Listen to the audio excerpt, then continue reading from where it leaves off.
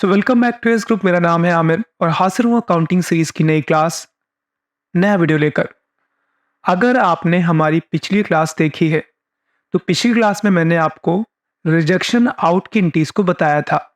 मैं आपको एक बार चेक करा देता हूँ क्योंकि आज का हमारा टॉपिक कुछ अगला होगा। यहाँ से अगर मैं वाउचर पे जाता हूँ और इसके बाद मैं अदर वाउचर्स पे जाऊँगा। यहाँ से अगर मैं शो इनएक्टिव पे क्लिक करता हूँ तो आप यहाँ पे देखेंगे आपको कई सारे वाउचर्स ऐसे दिखाई देंगे जो हो सकता है आपने इससे पहले यूज ना किए हों। हो सकता है आपको ये भी ना पता हो कि उनका इस्तेमाल हम करते कहाँ हैं। ऐसे अगर आप यहाँ पे देखेंगे तो रिजेक्शन आउट चूंकि हमने इसका इस्तेमाल कल किया था तो ये यहाँ पे एक्टिवेट हो गया है। इसी के जस्ट ऊपर यहाँ पे दिखा रहा है आपको रिजेक्शंस इन।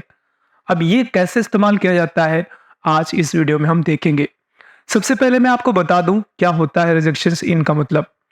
जिस तरीके से हम पहले किसी से माल परचेज करते थे, हमने अगर मान लीजिए 1000 पीसेस परचेज किया है, कोई भी आइटम हो, उसमें से कुछ आइटम हम रिटर्न करते हैं उस आइटम को रिजेक्ट करते हुए। जैसे मान लीजिए मैंने 1000 मोबाइल फोन्स परचेज किए और जब हमारे पास माल डिलीवर हुआ तो हमने ये कहा कि उनमें से जो 50 आइटम है वो मैं रिजेक्ट कर रहा हूँ, वो मुझे नहीं लेना, वो वापस कर दिया आपने। तो इसी तरीके से जब आप माल सेल करेंगे तो सेल करते समय क्या होगा, आपका जो कस्टमर होगा वो रिजेक्ट करेगा।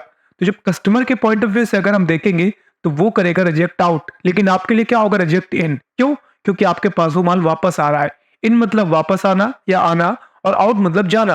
तो चूंकि जब आपका कस्टमर आपके लिए रिजेक्ट करेगा गुड्स को तो वो आपके पास इन होगा। ऐसी इंटीज को हम रिजेक्ट इन के अंतर्गत पास करते हैं। ठीक है, ये रिजेक्शन इन के अंतर्गत हम पास करते हैं।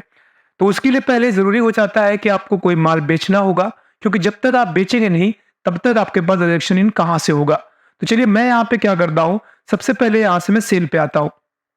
अब देखिए सेल करने के 2-3 तरीके हो सकते हैं। अगर आप चाहे तो पहले सेल्स ऑर्डर ले, फिर इसके बाद डिलीवरी नोट लगाएं, तरीका ये है, या फिर डायरेक्टली आप माल को सेल कर दे। अब मेरे केस में मैं सेल्स ऑर्डर पे ऑलरेडी वीडियो बना चुका हूँ, आपको मैं डिलीवरी नोट पे भी वीडियो बनाकर बता चुका हूँ। तो फिलहाल वही काम आपका सेल्स ऑर्डर से होगा और वही काम आपका सेल से हो जाएगा। सेल से क्या होगा, बेसिकली हम माल को सेल करेंगे। अब जब कस्टमर के पास वो माल पहुंचेगा तो कस्टमर उसमें से कुछ आइटम रिजेक्ट करेगा तो वो हमारे पास वापस आ जाएगा।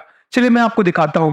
जैसे मान लीजिए यहाँ पे रामू डेप्टर नाम का एक व्यक्ति है, ठीक है, और यहाँ से मैं ट्रैकिंग नंबर वगैरह फिलहाल रहने देता हूँ और ये सब कुछ मैं नहीं डालूंगा।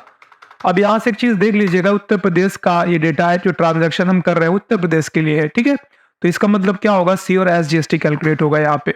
अब हम यहाँ से सेल कर रहे हैं, मेरे पास गैलेक्सी F62 900 पीसेस पड़ा हुआ है। तो मैं यहाँ से क्या करता हूँ, मान लीजिए मैं 100 यहाँ से सेल करता हूँ। अब इसका रेट क्या रखेंगे, आपको वो रेट यहाँ पे डालना पड़ेगा। मान लीजिए मैं 25,999 रुपये यहाँ पे डाल रहा हूँ और यहाँ से मैं इंटर कर रहा हूँ। और इंटर करते हुए अब यहाँ पे एक बार और इंटर प्रेस करेंगे, मैं यहाँ से CGST ऐड करूंगा और इसके बाद मैं यहाँ से SGST ऐड करूंगा। तो आपने देखा जो ओवरऑल हमारे पास आइटम अब बचेगा इस 100 पीस को माइनस करके बचेगा। सामने वाले कस्टमर को हमने 100 पीसेस बेचा, अब वो रिटर्न करे तो बात की बात है। अब रिटर्न करने के भी अलग अलग तरीके होते हैं। जैसे रिटर्न भी कई बार हम डेबिट नोट क्रेडिट नोट का भी यूज करते हैं। रिजेक्शन का मतलब आप खुद समझ गए होंगे कि आइटम को रिजेक्ट किया गया है।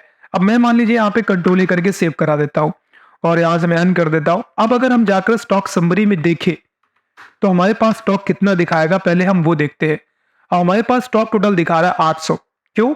चूंकि 900 हमने टोटल परचेज किया था। ध्यान रखिए हमने 1000 परचेज किया था लेकिन उनमें हमने रिजेक्शन आउट किया था, तो हमारे पास बचा था 900 पीसेस। लास्ट क्लास में हमने देखा। अब उसमें से हमने 100 और बेच दिया, तो जब हमारे पास जो क्लोजिंग बैलेंस बचा है 900 जो हमारे पास था उसमें से मैंने 100 पीसेस को बेच दिया है, तो मेरे पास 800 बचा हुआ है। तब जब तक मेरे पास रिजेक्शन इन नहीं होगा, इन होगा तो कुछ आइटम हमारे पास वापस आ जाएगा। चलिए अब हम करते हैं रिजेक्शन इन की एंट्री। इनकी एंट्री करने के लिए आपको फिर से यहाँ पे आना है और आपको जाना है अदर वाउचर्स पे। आप जब अदर वाउचर पे पहुंचेंगे तब आपको यहाँ पे शो इनएक्टिव पे क्लिक करना है एंड देन अगर आप यहाँ पे देखेंगे तो आपको रिजेक्शन इन दिखाई देगा। आप इस पे एंटर करें। एंटर करने के बाद आपका वो यहाँ पर एक्टिवेट हो गया है वाउचर। ऊपर आप देखेंगे आपको रिजेक्शन इन दिखाई देगा। अब यहाँ पे आपको उस पार्टी को ऐड करना है जिस पार्टी से आपके पास माल वापस आ रहा है। मेरे केस में रामू से था तो मैं यहाँ से रामू डेप्टर सेलेक्ट करूंगा, ठीक है, और यहाँ से मैं एंटर कर जाऊंगा। अब आइटम कौन सा हमें वापस लेना है, गैलेक्सी का F62 था जो कि हमने इससे पहले जो बिल डाला था 1 था, ठीक है। अब उसी में से कितना आपको वापस लेना है, मान लीजिए मैं 20 ले रहा हूँ ठीक है। तो जो रेट गया था जिस पे मैंने माल बेचा था वो था 25,999। तो क्या सेम रेट पे आपको वापस लेना है तो सेम रेट आप यहाँ पे बना रहने दीजिए, एंटर प्रेस कर दीजिए। एंटर प्रेस करेंगे और एंटर प्रेस करने के बाद आप यहाँ पे एक बार एंटर प्रेस कर दीजिए और एंटर प्रेस करने के बाद यहाँ पे हम एक चीज, हाँ, एक बार एंटर प्रेस करेंगे और एंटर प्रेस करने के बाद आप यहाँ पे आ जाइए। ठीक है। अब यहाँ से हम क्या करेंगे, हम एक बार सॉरी, यहाँ से हम एंटर प्रेस करेंगे और एंटर प्रेस करने के बाद हम यहाँ से इस एंट्री को सेव करा लेंगे। That's it. अब अगर मैं जाके स्टॉक आइटम पे देखता हूँ, मैं यहाँ से स्टॉक समरी में दिखाता हूँ आपको। अगर अब हम स्टॉक आइटम में देखेंगे तो अब हमें 820 दिखा रहा है बचा हुआ। देखिए यहाँ पे 820, जो थोड़ी देर पहले 800 था। अब 820 क्यों दिखा रहा है? क्योंकि 20 आइटम आपके पास वापस आ गया है रिजेक्शन इनके थ्रू। यहाँ पे एंटर प्रेस करके देख लीजिए। तो यहाँ पर आप देख सकते हैं ये आपका शुरू में ऊपर 100 दिखा रहा है जो आउटवर्ड हुआ था। ठीक है। और 20 ये देख लीजिए नीचे जो आपका इसका बिल भी पेंडिंग है और ये आपके पास माल रिटर्न हो गया है। तो जो क्लोजिंग बचा वो आपका यहाँ पे दिखाई दे रहा है। तो होप्स आपको समझ आया होगा कि अगर आपको टैली प्राइम में रिजेक्शन इन की एंट्रीज को पास करना है तो वो कैसे करेंगे। प्रीवियस क्लास में हमने रिजेक्शन आउट ऑलरेडी देख लिया है। तो चूंकि हम यहाँ पर tally prime complete course series देख रहे हैं तो बेसिकली जितने भी टॉपिक्स है आपके टैली प्राइम में, चाहे वो बेसिक लेवल पे हो चाहे वो एडवांस लेवल पे हो, उन सभी को कवर कर रहे हैं। अगर आपके दिमाग में कोई क्वेश्चन है किसी टॉपिक पे आप हमसे चाहते हैं कि हम वीडियो बनाए तो आप उसे कमेंट सेक्शन पे लिख सकते हैं। वीडियो पसंद आया है वीडियो को लाइक, चैनल को सब्सक्राइब, बेल आइकन पे हिट और बहुत जल्द मिलेंगे।